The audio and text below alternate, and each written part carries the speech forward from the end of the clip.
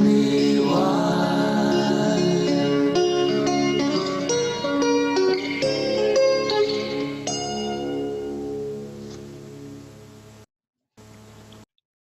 Hi folks. So what I want to do is I just thought I'd do a little, I don't know, it's a kind of remembrance really. 30 years ago today, or the 3rd of September, Tracey Small, who was a very dear friend of mine, was killed tragically in Manchester in a tragic cycling accident. So just wanted to share a few things. It seemed like, you know, a good time to do that. I thought I might just do a few photographs to start with, and I've got a few some songs to play, some music to play, and I've also got some letters I found which are really kind of amusing and interesting, and sort of tell you. Yeah, so I'm going to read you a couple of letters. I'm going to play some songs and just do a little sort of some photos. So I'm just going to start off some photos. So this is the earliest photo I have of Tracey. We went, my roommate at university went off, and I and Tracey and 2 other friends went to Hamner for a cold winter's weekend, and this is the first shot I have of Tracey. So we got to know each other through university halls in Canterbury in 1981, and she had come up from Timaru and was in the halls, and I was a newbie from New Plymouth. So this is probably the first photograph I have.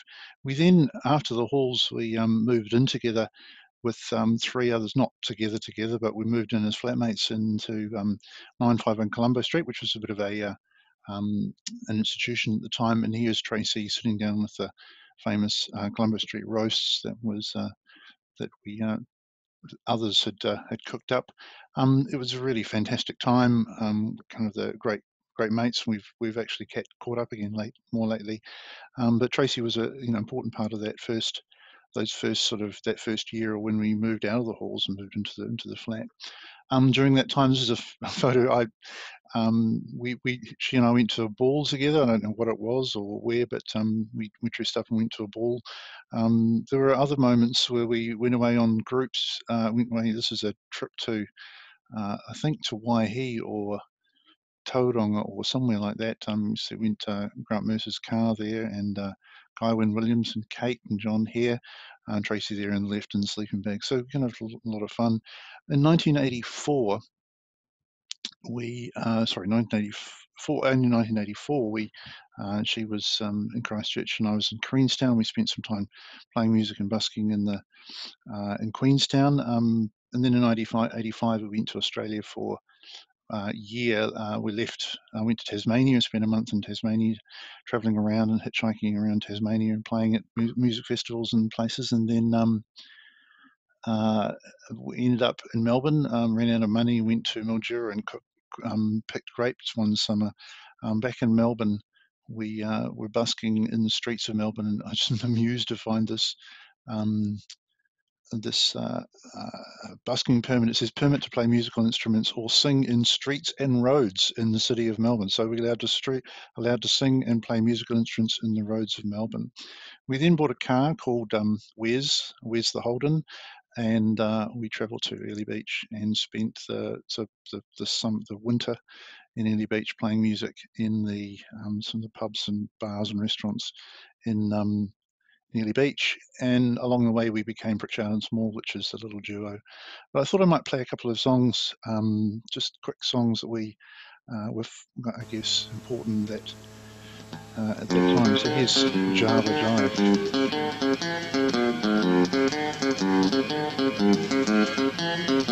I love coffee, I love tea, I love the Java Jive and it loves me. Coffee and tea and the Java and me. A cup, a cup, a cup, a cup, a cup. Boy, I love Java, sweet and hot. Whoops, Mr. Motor, I'm a coffee pot. Shoot me the pot and I'll pour me a shot. A cup, a cup, a cup, a cup, a cup. Boy, select me a slug from that wonderful mug, and I'll cut a rug that is snug in a jug. Slice of onion and a raw one. Draw one. Waity, waity,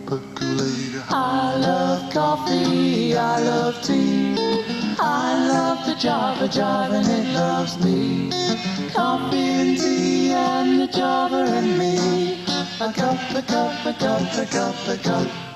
Boy, Boston bean.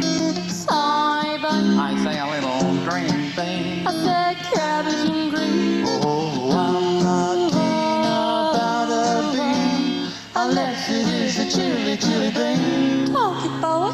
Hey, I love Java, so wait on high. Whoops, Mr. Motor, I'm a coffee pot. Shoot me the pot and I'll pour me a shot. A cup, a cup, a cup, a cup, a cup, yeah, boy. Slip me a slug from that wonderful mug, and I'll cut a rug that's snug in a jug. Drop your nickel in my pop jug. Taking it slow. Wait up, percolator. I love coffee, I love tea. I love the Java, Java, and it loves me. Coffee and tea and the Java and me. A cup, a cup, a cup, a cup, a cup, boy. So that was Java Jive. That's the song that we used to do regularly, and any of my friends would remember that, no doubt. So I just found something from Fat Bob's Cafe, which is a fabulous little coffee shop we played in Melbourne.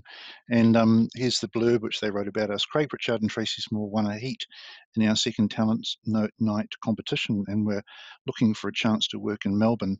When we heard them, we couldn't refuse. They specialised in some very tasteful executed vocal harmonies, singing cover songs from all over, as well as folk songs from New Zealand, where they come from. These two are professional buskers, having not learnt their style from a music book, but rather from singing wherever their travels take them. They're both off to Queensland in late June, so do not miss them if you can help it. Solo guitar and two voices blend together in a full but smoothing style, with some good old country chicken scratch thrown in for good measure. So that's what Bob's Cafe said about us. It was just such amazing experience, and Tracey and I were just fantastic, and we just enjoyed that whole year fantastically. Coming back to New Zealand was a little bit more of a challenge. So we had to work out what we're going to do next. Here's a picture of us on the. Actually, let's go to this one here. This is sort of what we kind of looked like when we were playing and singing. And I think this is in a little pub down the road in Colombo Street, but can't quite remember where. So yeah, so I guess from Australia onwards, there was sort of intermittently caught up with one another. Here's a picture of Tracey. I think this is back in the Colombo Street days. But during that period, we'd kind of periodically meet at various points, play some music, go busking, and sort of kept in touch. And I just wanted to read a couple of letters which I found from Tracey, which are just kind of highly amusing and really kind of engaging. Actually, let me play a little bit of a little song here, Georgia on My Mind, which no doubt many of you may remember.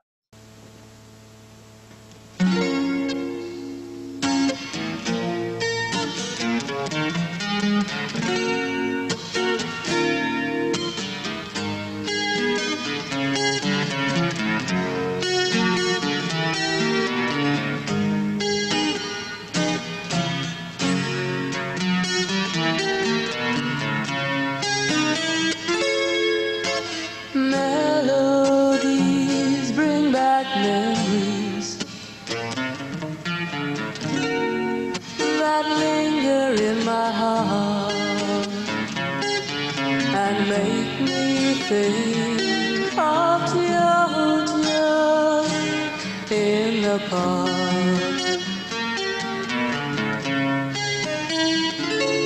And some sweet day when that blossom falls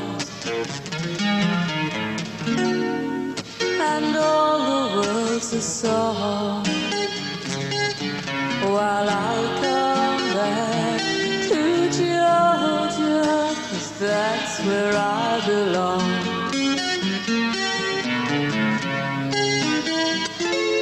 Hey Georgia, come on Georgia, a song of you comes as soft and clear as moonlight through the pines.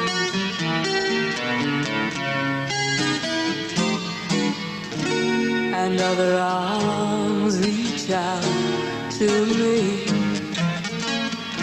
Those other eyes smile so tenderly. Still in peaceful dreams I see the road leads back to you.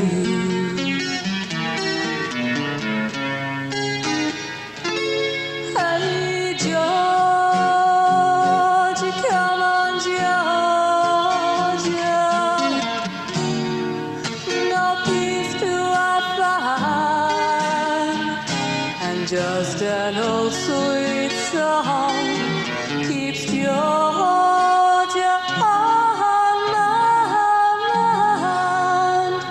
on my mind.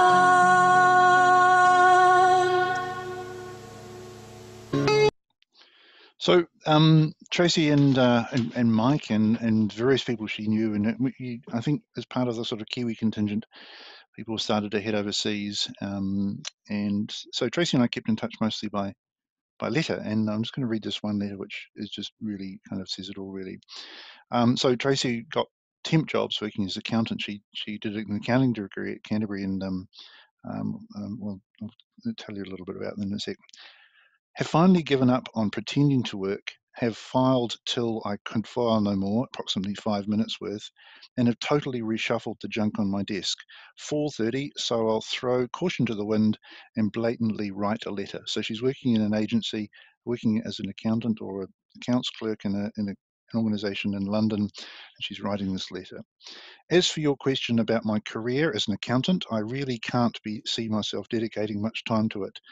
It is boring, it is inside, it's sedentary, and it's very hard not to drink lots of cups of coffee, I guess. I'll just have to find some other alternative career. Unemployment suits me fine, but it doesn't really pay enough. Maybe part-time construction work, just kidding. London weather is absolutely appalling. Not one day goes by without a tumultuous downpour, and when it is sunny, it's blowing at about 90 knots. Why so many people live here and such is quite puzzling. They'd have a much more pleasant existence in another country, but then we wouldn't want them all to move to New Zealand, would we? Nothing very high rise here. We're on the 12th floor and we have a marvelous view of the top of everything else. It's all very low down and cramped together, really narrow streets. Most cyclists prefer the pavement. Have been swimming on a fairly regular basis. Ponds are so funny. All pale and weedy and without fail breaststroking. I can see now why they called it the Australian crawl, because no one but us and the Aussies seem to be able to do it. It's annoying to those it's annoying because breaststroke is one of the slowest and most space-consuming strokes there is. And when it's rush hour in the pool, it's a nightmare. They have no sense of lapse. Whinge, whinge, whinge.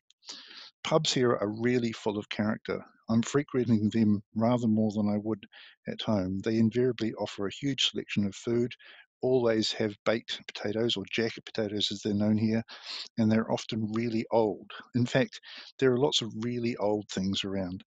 Okay, it's 4:45. Most people have gone. I think I might too, because I'm starting to I think she said drivel. So arrivederci, take care, and hope you're enjoying life in New Zealand. Yeah, so that was Tracey in London, and I've just got this other little one which I want to read. It's about the trip to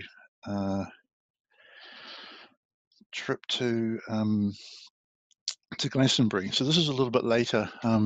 So Tracey came and went a couple of times, but spent later in her sort of offshore experience. Spent time in Manchester, and that's where she and I. Actually, before I read that, let me just do a song that comes from that period. So here's "I'd Rather Be an Ocker," which I guess was a small hit for us in Australia, in Early Beach at least when we were there.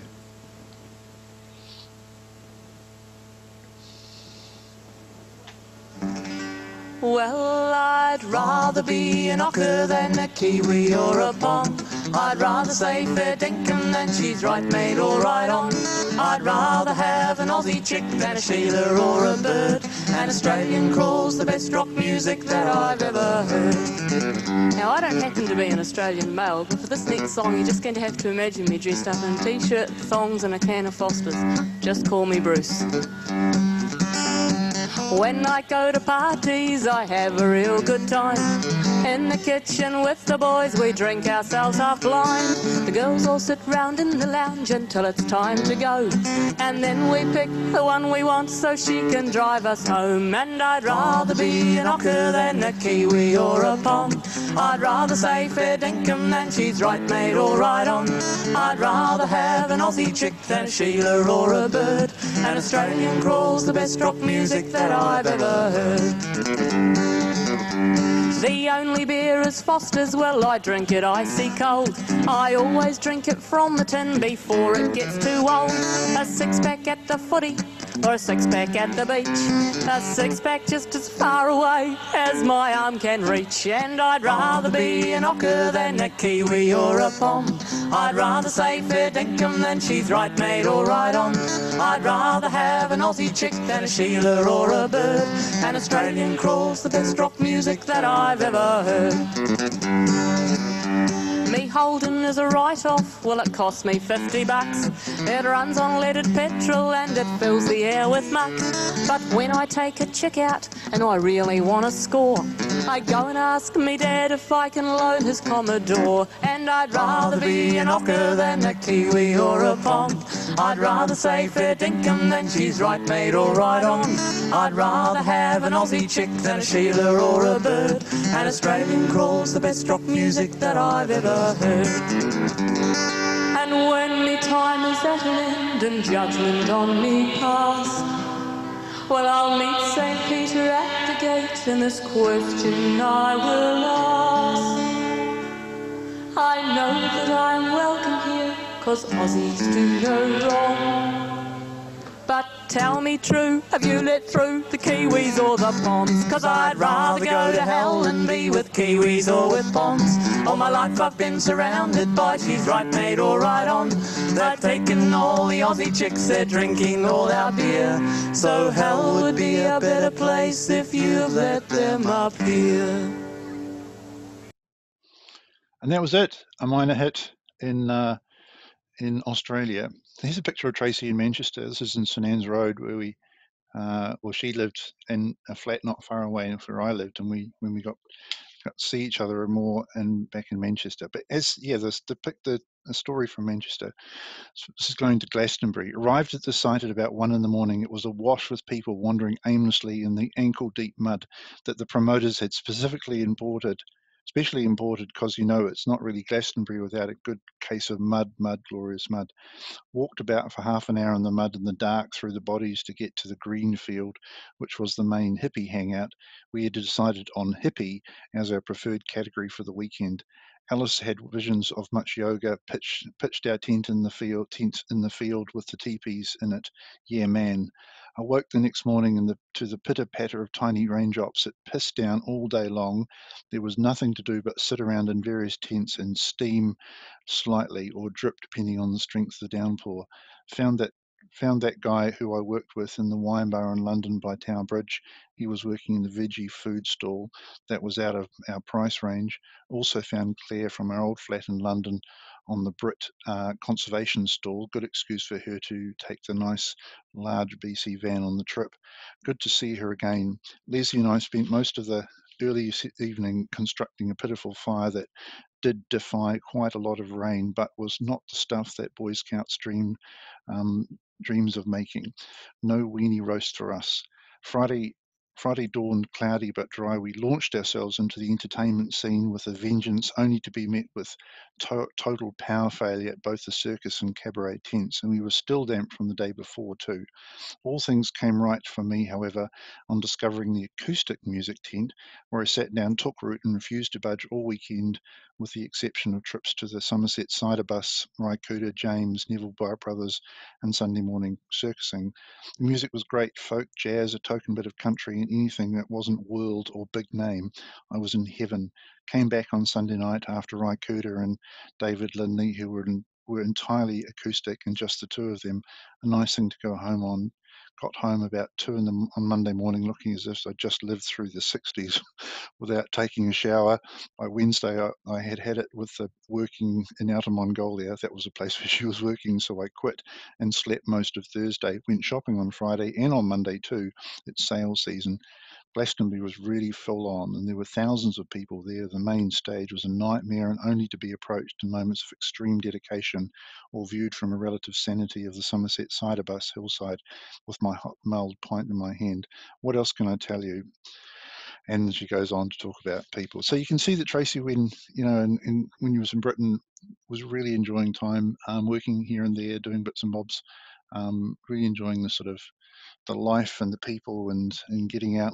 I haven't mentioned any of the boyfriends, but many of her letters go into a little bit of detail or some detail about the many friends that she had during that period. And so yeah, it was a really enjoyable time for Tracey. It was unclear; she was very uncertain as to what the future would hold for her.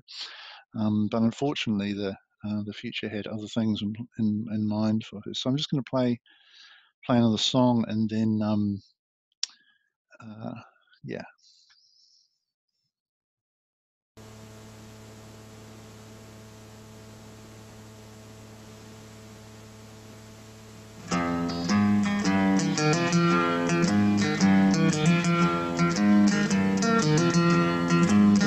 Summertime and the living is easy. Fish are jumping and the cotton is high, so high. Your daddy's rich and your mama's good looking. Hush, little baby, don't you cry. One of these mornings you're gonna wake up singing, yeah. You're gonna spread your wings and reach for the sky so high until that morning. Oh, nothing can harm you. Mommy and Daddy right by your side in the summertime, in the summertime.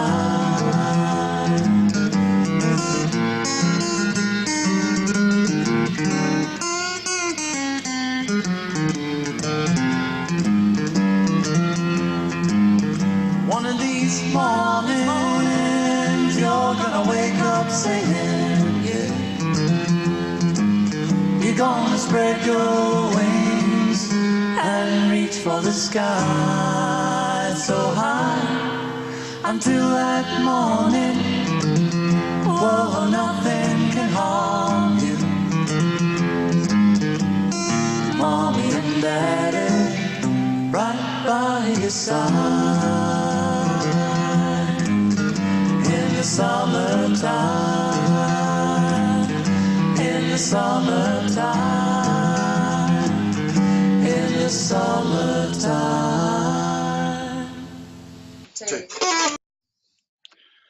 Okay, so yeah, so unfortunately it just wasn't to last, and I've spent many hours, many times trying to think about why and how what happened. So Tracy was working in an accounting firm, or I think Leyland Daff, I think it was, on the other side of Manchester, and got up one morning, cycled off. But before she, and unfortunately came to grief on the in traffic, very sadly indeed. Um, it was the 3rd of September 1990, 30 years ago today. A few sad stories about his. It's unclear just exactly what happened, but the coroner later declared that it was accidental death, and she had come off the front of her bike, hit her head on the ground, and died instantly. Of course, that was extremely painful and difficult for everyone around her. But I just want to read a couple of things that, having read some of the letters and the material from that time, which I've been carrying around with me, actually is a letter from someone that worked with Tracey, someone called Leslie, actually was worked in the pub. So she took over my job at the pub, Lloyd's in Chorlton in Manchester, and worked actually the night before she was killed. For me, I was due to work that night. So this is from Leslie. I will always remember working with Tracey on the Sunday, her last night in the pub. It was one of the best nights I've ever spent behind the bar at the Lloyd's. We had a laugh and a joke, Tracey singing along in harmony with To Elvis, snatching a conversation in between serving customers. It was good fun, and that's what I shall think of her. And that is how I shall think of her. And life goes on. That's what I liked about the night and the finish. So what happened is that when Tracey was killed the next morning, that week we're trying to kind of work out what to do next, and there was a lot of chaos and trying to come to terms with this. It was really one of those sort of shocking moments where the world just sort of seemed to stop. Time went crazy. But one of the things we did do with our friends and various other people in the Chorlton area was to get together. I think it was on the Thursday night at the Irish Club, and we had a favourite band called the Crocodiles. We used to go and see them all the time at the Irish Club. So Leslie actually reflects on that. She says, "And life goes on. That's what I liked about the night in the Irish Club. It was just the sort of night that Tracey would have enjoyed, and there was nothing morbid or strained about it. It was a celebration of her life. I think very much about what she would have wanted. It's what she would have wanted." That was kind of it's extremely happy. We just danced and went crazy to this band that we both loved. And sadly, though, Tracey was killed, and this is the headstone that is in the Hecatoramia Valley Cemetery, which is on the sort of northern side of the Clutha River, just on the other side of Kurau. So yeah, it's 30 years ago today. I mean, much has happened, and I don't want to talk about me particularly, but I just want to play one more song, and just, I guess, for those that knew her, to remember.